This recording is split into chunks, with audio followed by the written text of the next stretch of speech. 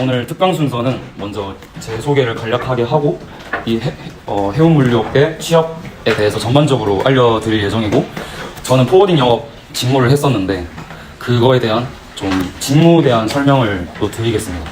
그 다음 좀 전반적인 제가 했던 취업 준비 팁을 알려드리고, 사전 질문, 회장님 통해서 받은 사전 질문에 대한 또 답변 드리고, 제가 지금 해운물류 쪽으로 취업이나 실무 멘토링을 진행하고 있는데 약간 뭐 홍보성일 수도 있지만 일단 그냥 그런 걸 하고 있다는 것도 알려드리고, 마지막 Q&A 타임하고 오늘 특강 마무리하도록 하겠습니다. 제 소개고요. 일단 제 이름 박성민이고요. 전 98년생입니다. 저는 한국해양대학교 국제무역경제학부를 졸업하고 17학번입니다. 그래서 저는 태용로직스라고 그 종합물류회사에서 1년 반 정도 근무를 했거든요. 글로벌 영업 1팀 영업직으로 근무를 했고, 1년 반 근무하다가 지금은 더 큰 뭐 회사나 아니면 또 다른 직무를 할 수도 있는, 좀 저의 잠재력을 넓히고자 회사 1년 반 정도 근무하고 퇴사하고 지금 이직 준비를 하고 있는 단계입니다. 제가 했던 활동들 적어봤는데요. 일단 자격증은 여러분 무역학과나 국제통상학과는 아실 법한 자격증이 여기 보일 거예요. 일단 물류관리사 자격증, 또 무역영어, 유통관리사, 또 최근에 해양수산부랑 울산항만공사에서 신설된 스마트 해상물류관리사, 또 ERP 물류정보관리사 자격증을 취득을 했고, 교육은 그 여수광양항만공사에서 진행하는 해운항만물류 아카데미를 수료했고, 한국국제물류협회 국제물류 기초과정을 수료했습니다. 저는 사실 그 스터디나 대외활동 뭐 자격증을 다 해운물류로 일관되게 준비를 했는데요. 보시는 바와 같이 일단 무역학회, 또 한국해양대학교 산업협력사업단, 해운항만물류 사업단 했었고, 또 한국해양수산개발원이라고 그 해양 쪽이랑 물류 쪽, 수산 쪽 연구기관, 연구공기업에서 현장 실습 인턴을 했었습니다. 또 아실는지 모르겠는데 그 세계 3위 컨테이너 선사 CMA CGM에서 수입부로 인턴을 또 했고요. 또 여기 여러분들이 하시고 있는 부산선박금융연구에 수료했고, 또 그 인턴했던 해양수산개발원 또 기자단을 했었습니다. 또 그 저번에 마스터강으로 오셨던 21기인가 22기 김예지 회장님이 계시는데, 그 한국해양정책연합에서 했던 부산 청년해양포럼 또 참가를 했고, 영상 공모전 수상도 했었습니다. 제가 해운물류 커리어를 진로를 택한 이유는 우선 한국해양대학교다 보니 자연스럽게 뭐 해양이나 물류 쪽으로 뭐 공부도 하고 경험을 많이 쌓을 수 있는 기회가 있었고요. 또 전공도 무역학과다 보니까 아무래도 또 그거 공부하면서 경험을 쌓으면서 되게 적성이 잘 맞았고, 진출 분야나 전망이 좋다고 생각해서 택했습니다. 뭐 저희 해양대학교 국제무역경제학부에서 들을 수 있는 수업 중에 특히 뭐 해운경제학이나 해양금융론 같이 그런 그 학교 특성적으로 들을 수 있는 과목도 있었고, 이쪽 전공이라면 들을 수 있는 뭐 국제물류론이나 국제무역론 이런 수업도 들으면서 또 전공 공부를 했고, 아까 설명드린 뭐 인턴이나 그런 대외활동 학회도 했었습니다. 두 번째는 전문성, 일관성인데요.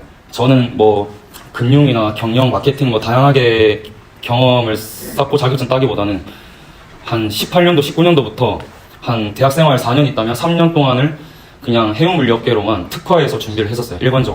일반적으로 준비를 하다 보니 상대적으로 취준생이나 대학생들보다는 물론 부족한 건 많지만 인사이트나 전문성이 많이 쌓였던 것 같고요. 꼭 하다 보니 그게 이제 자소서나 면접에서 제가 남들과 다른 답변, 글을 쓸 수 있었던 것 같습니다. 그리고 이제 이 해운물류업계가 모르시는 직무나 기업이 많겠지만 이 개인의 역량에 따라, 정보력에 따라 그 커리어나 진출 분야가 정말 스펙트럼이 넓거든요. 파이가 넓은데, 그러면서 자기가 이제 어떻게 하느냐에 따라 이제 커리어를 계속해서 업그레이드 할 수 있는 그런 여지가 많은 산업이기도 합니다. 세 번째는 이 해운물류업계 자체와 또 특별히 전 영업직을 했었으니 좀 진취적이고 도전적인 업무라는 점이 또 제 성향과 가치관에 부합하기도 했습니다. 또 아무래도 글로벌 뭐 무역이나 물류나 국제물류, 뭐 국제무역이다 보니 글로벌적으로 비즈니스를 할 수 있는 일이어서 좀 그런 것도 제 어렸을 때 그 장래희망에 부합하기도 했습니다. 특히 이 해운물류 산업은 이 글로벌 동향이 아시다시피 경기가 매일 바뀌잖아요. 수시로 변동되고 포괄적인 글로벌 경제 선행 지표 인정, 그리고 이게 뭐 공무원처럼 약간 반복적이고 단순한 반복적인 업무가 아니고 계속해서 역동적이고 스터디하면서 지속 가능 성장할 수 있는 분야인 점. 그래서 좀 매너리즘에 빠지지 않는 그런 또 업무이자 산업이라고 생각을 했습니다. 또 물류업계가 아직까지 혁신하고 첨단화할 수 있는 분야가 되게 많거든요. 그래서 그런 잠재력이 높은 산업이나 생각도 들었습니다. 또 뭐 이렇게 대륙 간, 나라 간, 뭐 해외 수출입이나 물류 시스템 구축하는 글로벌 비즈니스라는 점에서 이 해운 물류 커리어를 저는 택했습니다.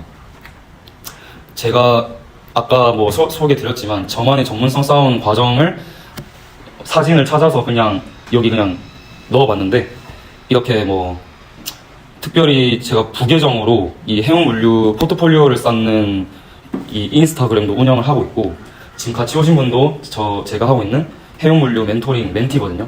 지금 저 멘티분이 CJ 대한통운, 동원 로엑스, KCTC 지금 서류 합격하고 면접 준비하고 있는 과정이고, 아무튼 멘토링도 진행을 하고, 또 삼성 SDS 물류 부분 컨퍼런스도 참가하면서 또 인사이트를 나갔습니다. 또 이렇게 인턴을 하고 부산선박금융연구회도 하고 무역산업 포럼 참여하면서 그냥 계속해서 그 인사이트를 쌓아 나갔습니다. 이제 해운 물류업계 취업에 대해서 설명을 드리겠습니다. 일단 시작하기 전에 소신 발언을 하자면, 제가 잘난 게 하나도 없고, 그래도 이 업계에서 평판이 좋고 그런 회사에 이른 나이에 제가 최종 면접 봤을 때도 양옆에 서강대학교 경희대 대학생 취준생과 최종 면접을 봤었는데, 그분들을 어쨌든 그 면접에서 이기고 취업을 할 수 있었던 이유가 이렇게 일관적으로 탁월함을 쌓을 수 있었던 것 같아요. 저희가 사실 결국에 취준을 해서 취업 전선에 나갈 때는 거의 경쟁자들은 인서울이나 수도권 대학생일 건데, 취준생일 건데, 그분들 뭐 요즘 대한민국이 학벌의 시대는 지났다고 하지만 솔직히 사기업은 간판을 안 보진 않거든요. 근데 저희가 그분들을 뭐 어쨌든 결국 이겨야 하잖아요. 최종 합격하려면. 그분들 경쟁에서 우위를 점하려면 결국에는 전문성이 있어야 한다고 생각해요. 실력이 좋고 전문성이 있어야 그분들을 이길 수 있고 경쟁을 할 수 있습니다. 또 이 해운 물류업계에 그래도 대기업이나 중견기업은 모두 본사가 서울인 점은 다들 아시죠? 근데 제 생각인데, 뭐 서울에 오라는 건 아니고, 저도 서울 별로 좋아하진 않는데, 저는 본사에서 메인 업무를 하고 프로젝트를 수행하고 거기서 만나게 되는 사람들을 통해서 많이 성장한다 생각하고, 본인의 뭐 꿈이나 야망이나 이 커리어에 있어서 정말 도움이 된다 생각해요. 부산 중견기업 대기업 다들 가고 싶잖아요. 가려면 저는 서울에 와야 하지 않나. 저도 상경에 대한 로망은 없지만 꿈을 이루기 위해 서울을 갔고요. 아무튼 그렇습니다. 서울에 본사가 다 있다는 점. 그리고 그냥 뭐 한 줄 두 줄 채우기용 자격증이나 대외 활동을 하지 말고 딱 직무나 본인의 방향성을 설정을 해서 전략적이고 효율적으로 접근을 해서 본인의 시간과 에너지를 레버리지 해서 그렇게 효율적으로 접근하면 좀 좋을 것 같다는 저의 생각을 전해드립니다. 큰 틀에서 이 해운물류 직무는 크게 세 가지예요. 영업직, 운영 직무, 그리고 기획이거든요. 물론 뭐 인사, 총무, 뭐 재무팀 다양한 직무가 있지만, 일단 이 해운이나 물류업은 결국 큰 틀에서는 세 가지 직무로 나뉘는 것 같아요. 먼저 영업직, 해운, 뭐 선사겠죠? 해운 영업은 선사, 해운 영업. 종합물류 회사는 이제 포워딩이나 W&D 창고 운영하는 그런 영업이 있고, 그런 직무들이 영업직이 있습니다. 또 운영 직무는 선사는 주로 이 영업 지원이나 영업 관리로 직무가 신설이 되어 있고, 포워딩 운영, 또 물류 운영, 창고 운영, 이렇게 운영직이 두 번째로 있고, 기획은 해운 기획, 물류 기획, 또 물류 컨설팅, 요즘은 IT 디지털 물류 플랫폼 하는 그런 기획 직무로 있습니다.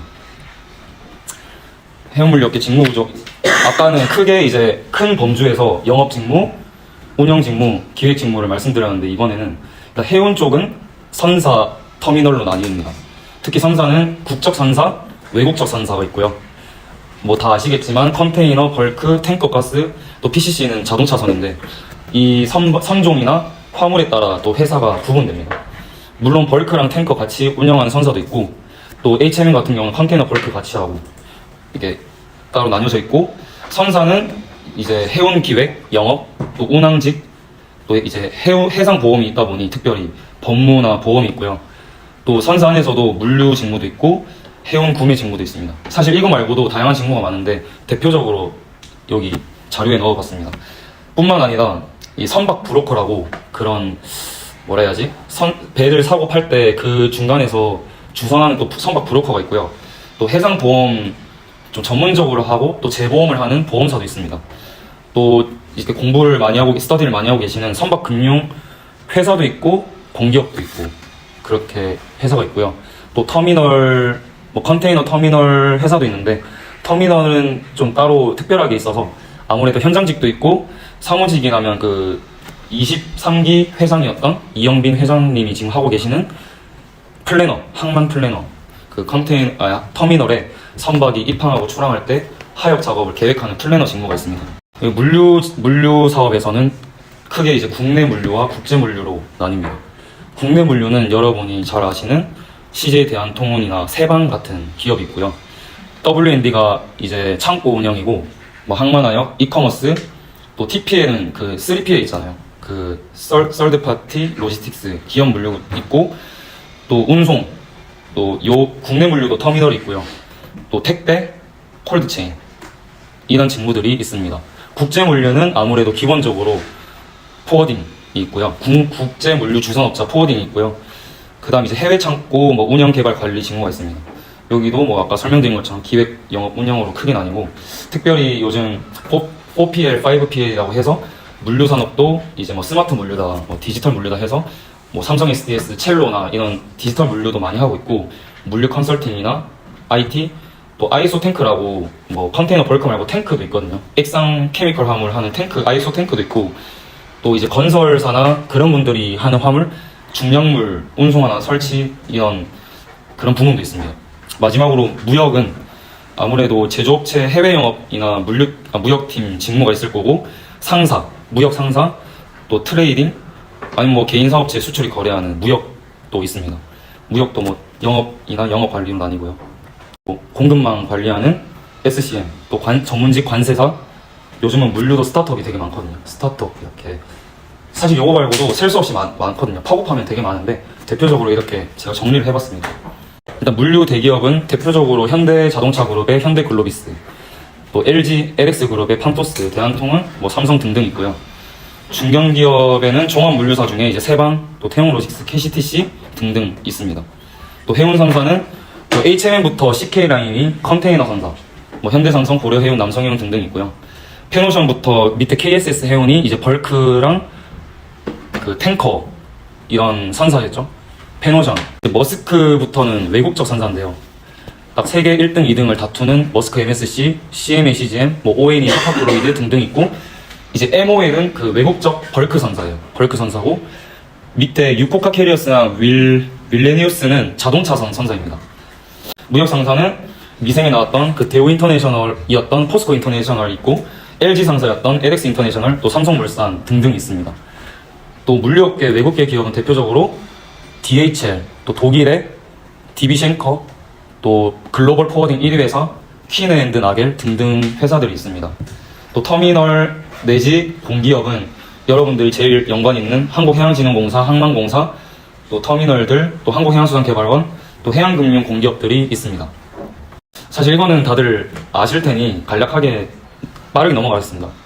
물류 시스템의 형태가 이제 자사 물류를 하는지, 자사의 물류 자회사 계열사를 통해서 하는지, 아니면 본사는 자기 회사는 제조, 생산, 판매에 집중을 하고 종합 물류 기업의 일부나 전부를 위탁하고 아웃소싱하는 3PL인지, 요즘은 3PL에서 발전해서 물류 컨설팅과 IT 솔루션을 제공하는 4PL인지 이렇게 물류 회사들은 구분할 수 있습니다. 직무 공통적인 필수 핵심 역량에 대해서 설명을 드리겠습니다. 제가 아무래도 업계 현직자 아시는 분이 몇 명 되시다 보니 직무 인터뷰도 하고 막 대화를 많이 나누는데 일단 공통적으로 이렇게 세 가지를 제가 추려낼 수 있었던 것 같습니다. 먼저는 대인관계력. 아무래도 해운 물류 특성상 다양한 고객사, 유관부서 관계사들이랑 소통을 많이 하거든요. 그래서 기존 고객을 유지하고 신규 고객을 발굴할 수 있는 역량이 중요하다 보니 대인관계력이나 소통 능력이 좋아야 합니다. 또 이게 물류 업무 할 때 내부적으로도 끊임없이 소통을 해야 해서 또 협업을 해야 해서 이런 대인관계력이 있고요. 또 뭐 업계 네트워크, 그냥 소위 말해서 인맥이라고 하죠. 인맥이 넓으면 넓을수록 정보를 빨리 입수할 수 있고 특히 포워더는 선사한테 경쟁력 있는 해상운임을 받아올 수 있습니다. 그러면 경쟁력 있는 해상운임으로 경쟁사에 비해 그 화주랑 물동량을 잘 유치할 수 있는 그 비결이 되겠죠. 두 번째는 해운 물류 산업 이해도 인사이트입니다. 뭐 아는 것이 힘인데 아무래도 이 산업에 대한 구조나 프로세스를 아느냐 모르느냐에 따라 이 업무 적응 속도나 업무에 들어갔을 때 퍼포먼스를 낼 수 있는 게 구별되거든요.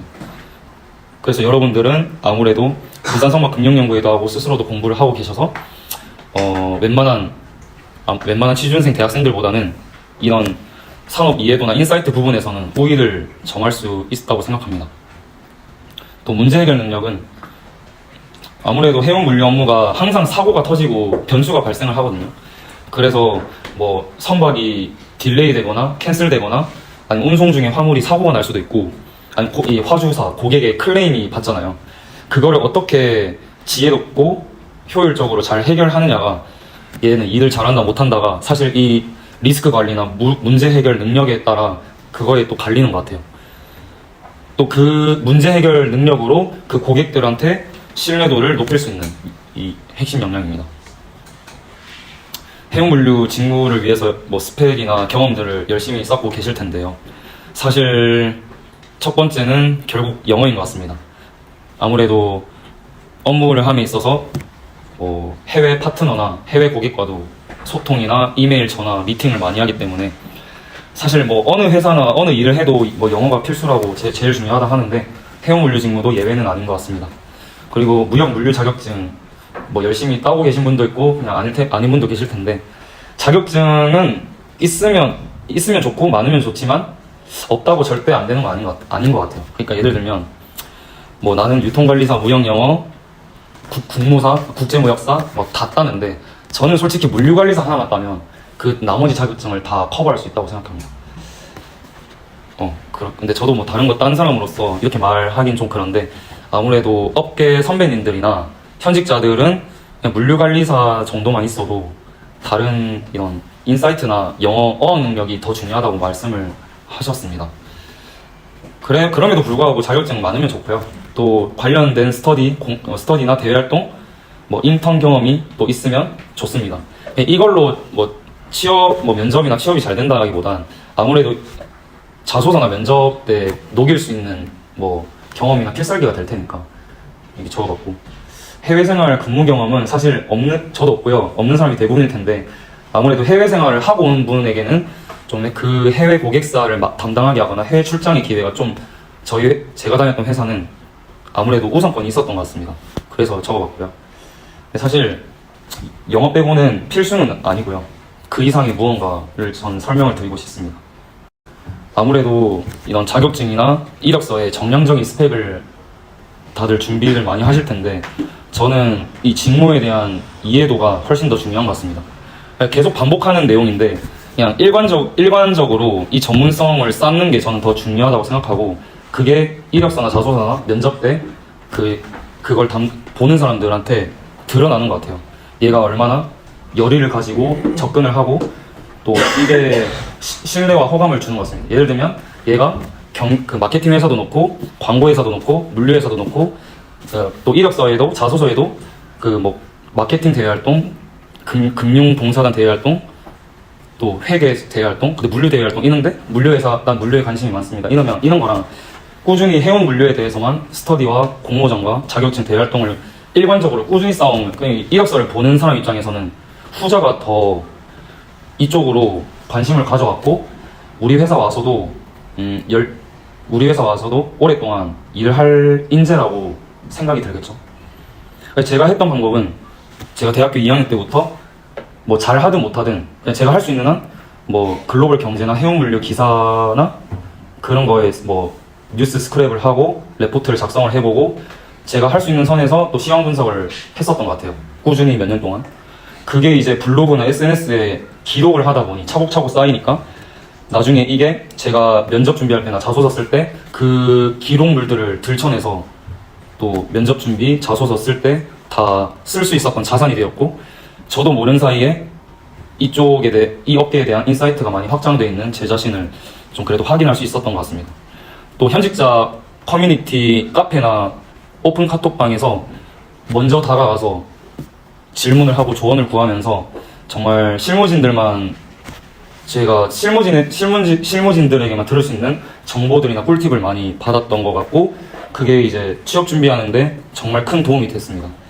그래서 이렇게 해서 남들과 다른 차별화된 식견으로 자소서나 면접으로 이렇게 드러낼 수 있었던 그래서 이거를 좀 정량적인 스펙 말고도 설명드리고 싶었던 내용입니다. 사실 이거는 그냥 넣어봤거든요. 저도 이걸 회원놀이 기자단만 전 했었는데 모이아이모 총회도 전 나갔었습니다.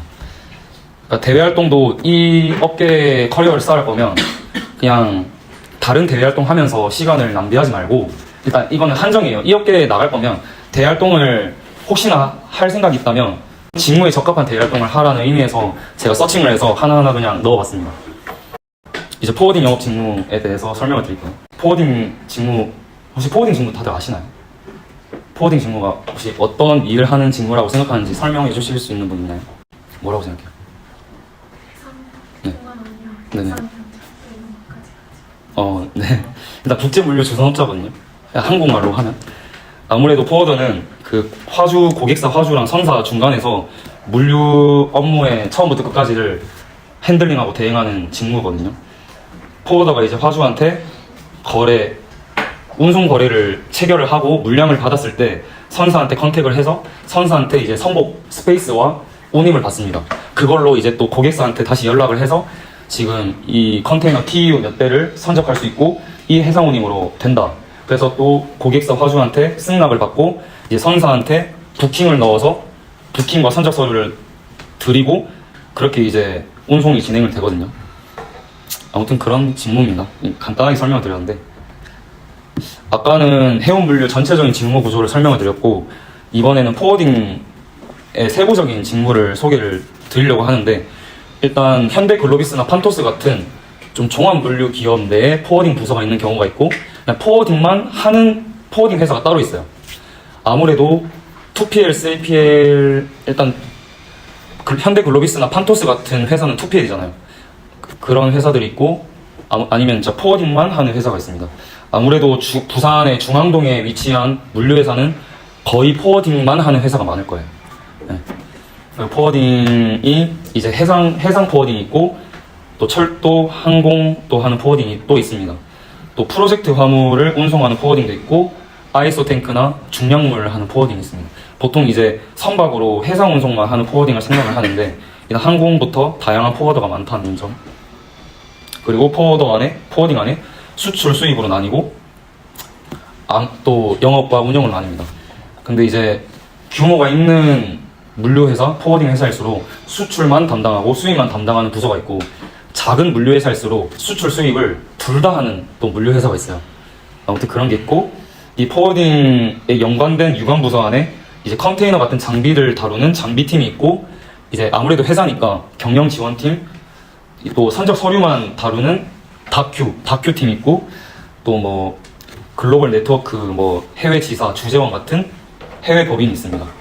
그래서 제가 근무할 동안 포워딩 영업 직무로서 했던 주요 업무를 4가지 말씀을 드리자면 첫 번째는 일단 영업직이니까 신규 거래처를 유치하고 발굴하고 또 기존 거래처를 관리하는 업무를 그 역할을 합니다.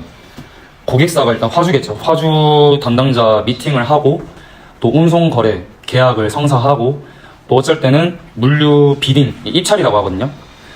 비딩을 하거나 또 PPT로 제안서를 작성하는 일을 합니다.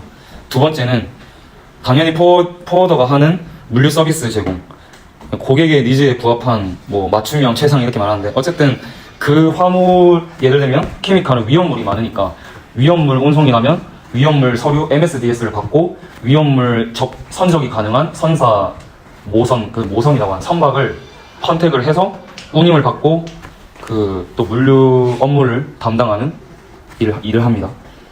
그래서 선복과 운임을 받기 위해서는 선사 영업도 해야 돼요. 그러니까 거래처 화주 영업만 하는 게 아니고 선사랑도 영업을 하고 선사 영업사원이랑도 관계를 잘 다져야 합니다. 그래서 선사 담당자 미팅도 하고요. 그렇게 운임을 받고 선복을 확보합니다. 이 업무를 해운 프라이싱이라고 해요.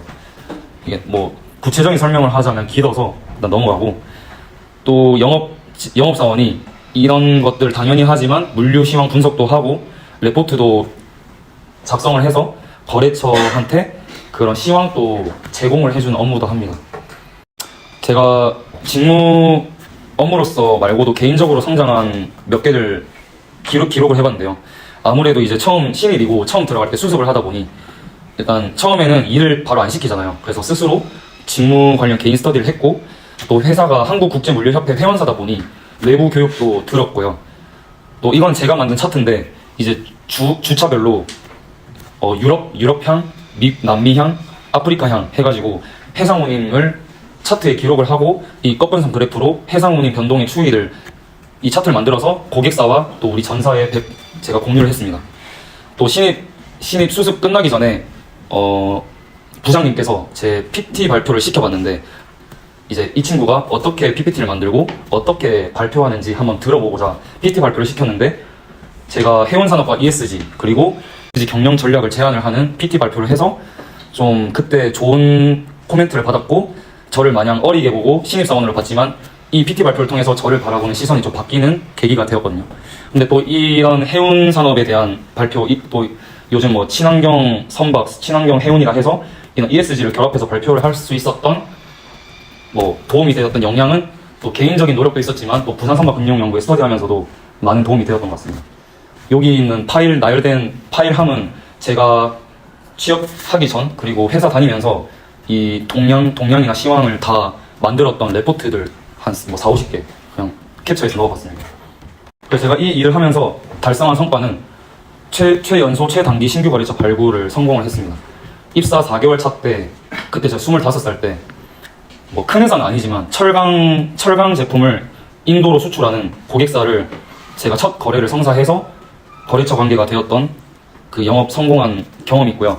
그 거래처뿐만 아니라 제가 맡은 화주들과 물동량과 실적이 점진적으로 꾸준히 증가한 점, 또 저희 본부와 전사적으로 제가 대학생 때부터 했던 시황 레포트를 원래는 기획팀이 해야 하는데 제가 쓴 게 더 낫다고 저한테 시키더라고요. 그래서 제가 영업직인데 기획팀이 하는 시황 분석도 제가 이 회사에서 하게 되었고, 또 현직 유관 관계사 네트워크를 나름 잘 다져서 포워딩 영업을 할 때 창고사나 운송사 같은 지인들, 그러니까 그 네트워크를 통해서 좀 이 물류 프로세스 세팅하는데 도움을 많이 받았었습니다.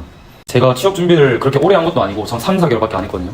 취업 준비를 오래 한 것도 아니고, 그래서 제가 드릴 말씀을 많이 없는데, 아무래도 이제 처음에 서류를 작성하게 될 때 일단 이력서를 스스로 한번 작성을 해보고 커리어 방향성과 자소서 문항별로 어떤 본인의 필살기 경험을 넣을 건지 한번 정리해보는 그 과정을 첫 번째로 하고, 그래서 이거는 자기가 좀 자기 객관화를 해야 하는 것 같습니다. 자기 객관화를 하고 장기적으로, 그러니까 당장 이 회사 뭐 들어갈 수 있고 초봉이 나쁘지 않다고 바로 택하고 들어가는 게 아니고, 내가 이 회사를 처음 이제 첫 회사로서 들어갔을 때 뭐 정년까지 오래 다닐 수도 있고, 아니 이직을 해서 스스로의 커리어 개발하고 몸값을 높일 수도 있는데, 그러니까 제가 드리고 싶은 말씀은 단기적인 것보다 장기적인 거를 유념을 하면서 좀 이렇게 처음에 정리해보는 과정을 거쳤으면 좋겠습니다.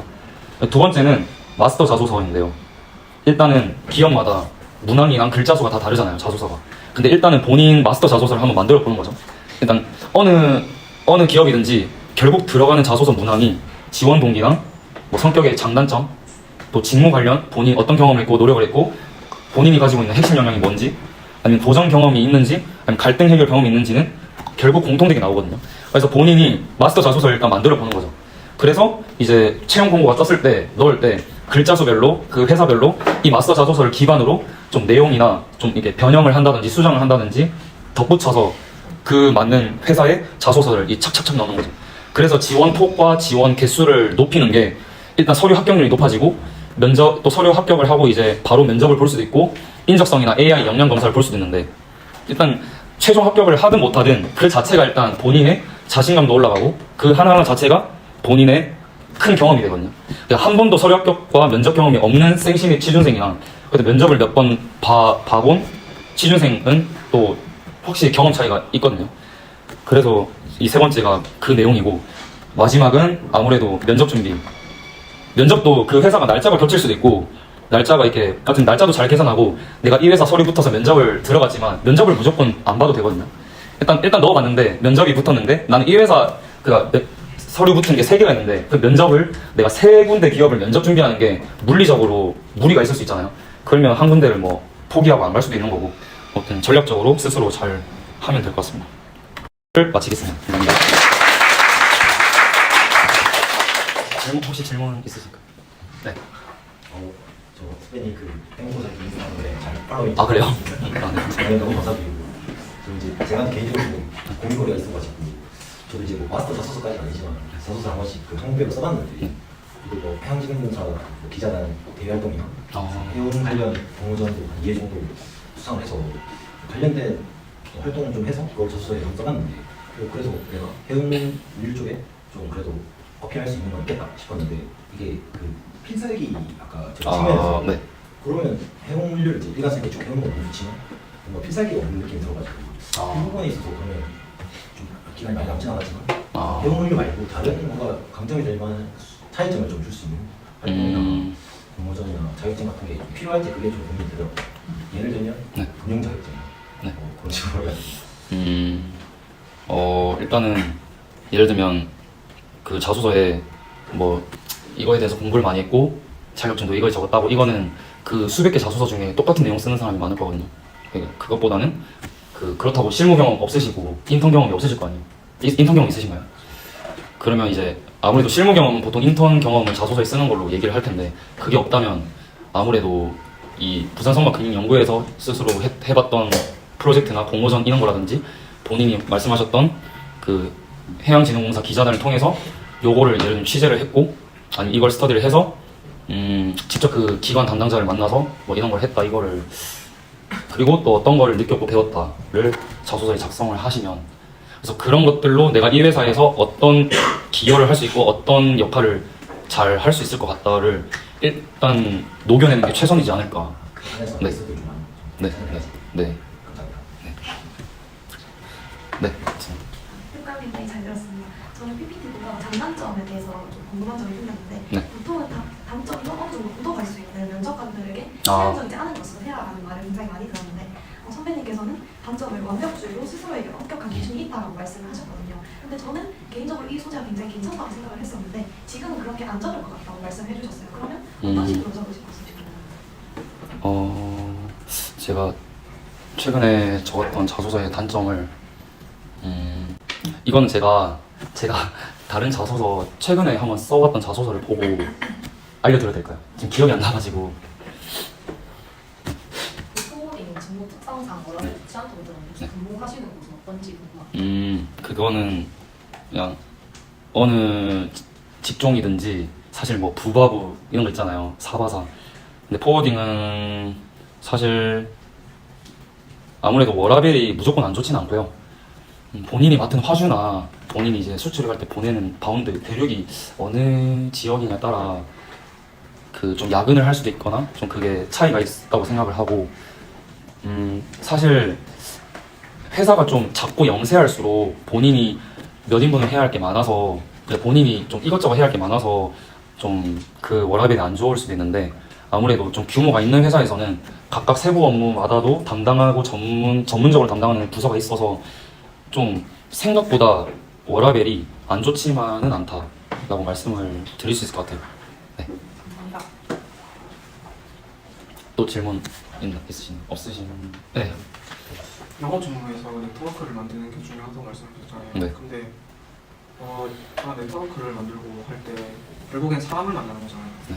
사람과 관계를 형성하는 건데 그 과정에서 자신이 좀 소극적이고 낯을 많이 가리는 성격이면 그런 영업 직무나 네트워크 형성에서 많이 안 좋은 영향을 끼칠까요? 그런 얘기를 다른 데서도 많이 들었는데 예를 들면 MBTI가 E고 막 친화력 좋고 말 잘한다고 영업을 잘하진 않거든요. 사실 영업이란 게 무조건 막 친밀감 있게 말을 많이 하는 영업만 있는 게 아니고 결국은 그 사람한테 필요한 서비스를 제공하는 게 영업이다 보니 그래서 그 상대방이 정말 그 니즈에 맞는 거를 잘 제공을 해주고 그 사람한테 계속 신뢰와 영업이든 개인적이든 관계를 잘 유지하고 그럴 수 있다면 뭐 무조건 좀 텐션 높고 말 많고 이런 영업 상황만 영업을 잘하는 건 아닌 것 같아요. 그래서 영업 스타일도 다 사람마다 다르고 또 성향에 따라도 다르기 때문에 그 질문이 꼭 그런 성향이어만 영업을 잘하는 건 아닙니다. 혹시 답변이 되었습니까? 네. 그렇죠.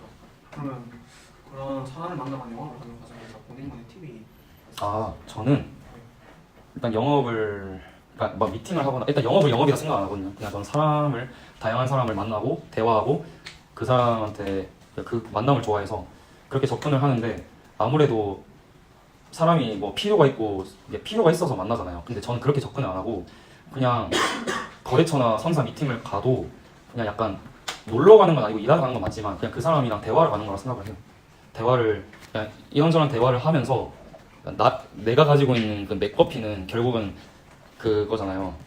뭐 운임이나 물동량 얘기를 하잖아요. 근데 그 얘기를 안 꺼내요. 그냥 저는 그 사람에 대해서 그냥 다양한 대화를 하고 그 사람을 알아가는 대화를 접근을 해요.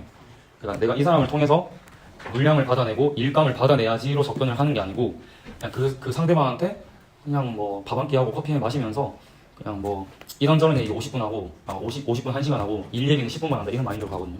오히려 내가 그 사람한테 뭔가를 따낼 생각으로 접근을 하면 그 사람은 더 벽을 치고 그거를 메인으로 하기보다는 그냥 그 사람 만나는 게 대화하는 게 즐겁다는 마인드로 접근을 했을 때 더 저를 많이 찾아주셨던 것 같습니다. 있는데 네.